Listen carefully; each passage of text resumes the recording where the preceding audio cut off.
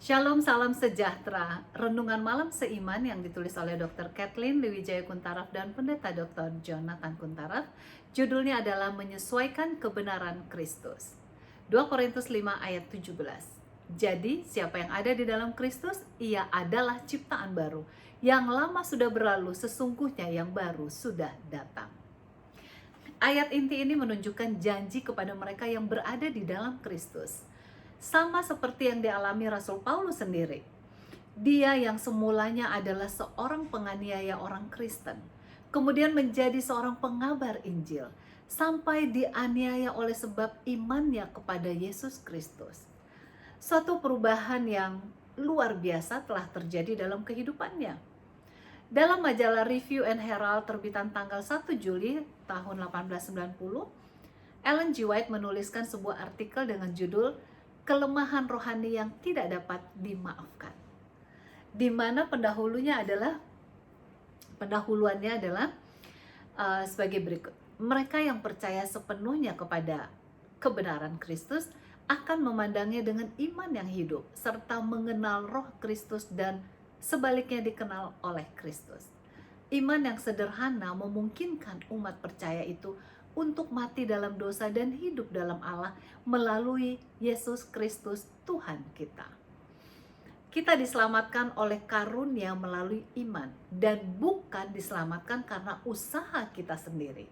Itu adalah pemberian Tuhan. Haruskah kita membukakan rahasia yang berharga ini kepada orang duniawi yang bijaksana? Mereka pasti akan mencemooh kita. Karena dalam 1 Korintus 2 ayat 14 dikatakan, tetapi manusia duniawi tidak menerima apa yang berasal dari Allah, karena hal itu baginya adalah suatu kebodohan. Dan ia tidak dapat memahaminya sebab hal itu hanya dapat dinilai secara rohani.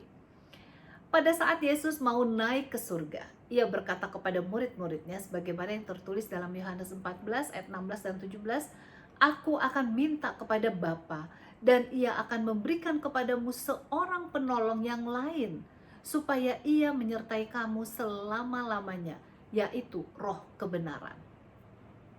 Dunia tidak dapat menerima dia sebab dunia tidak melihat dia dan tidak mengenal dia. Tetapi kamu mengenal dia sebab ia menyertai kamu dan akan diam di dalam kamu. Kemudian Yesus berkata dalam Yohanes 14 ayat 21, Barang siapa memegang perintahku dan melakukannya, dialah yang mengasihi aku. Dan barang siapa yang mengasihi aku, ia akan dikasihi oleh Bapakku. Dan aku pun akan mengasihi dia dan aku akan menyatakan diriku kepadanya. Banyak orang yang merasa puas dalam doktrin yang tidak benar, agar tidak timbul gangguan atau perbedaan antara mereka dan dunia ini.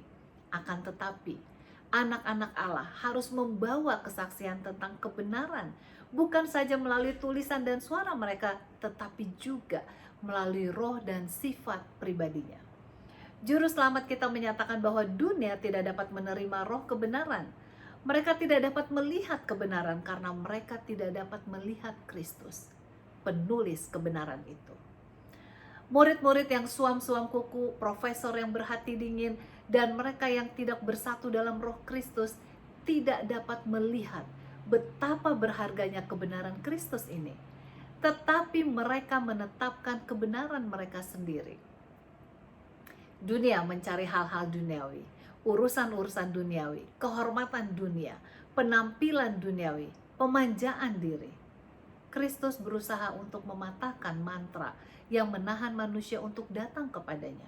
Ia mencari perhatian manusia agar dapat memandang kepada dunia yang akan datang, karena setan telah berhasil menutupi dunia dengan bayangannya.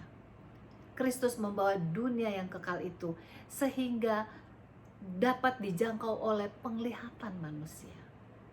Ia mempersembahkan penafsiran dunia baru di hadapan mereka dengan mengatakan bahwa ia akan menyiapkan rumah bagi mereka dan akan datang lagi dan menerima mereka kembali kepadanya. Adalah rencana setan untuk memenuhi pikiran manusia dengan kecintaan terhadap hal-hal yang sensual, sehingga kasih dan keinginan akan surga dapat disingkirkan dari hati mereka.